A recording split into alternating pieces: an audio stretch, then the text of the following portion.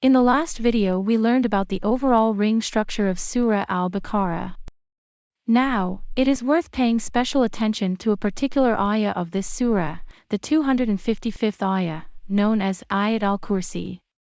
This ayah is considered the most excellent ayah of the Quran, according to Prophet Muhammad, peace be upon him.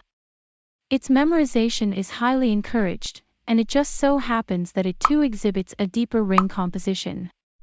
Let us take a look.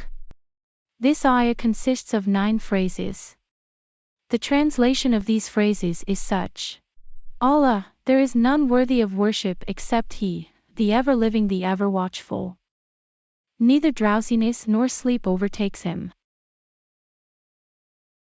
To Him belongs whatever is in the heavens and the earth. Who is there who can intercede with Him except by His permission? He knows what is before them and what will be after them. And they encompass not a thing of His knowledge except for what He wills. His thorn extends over the heaven and the earth,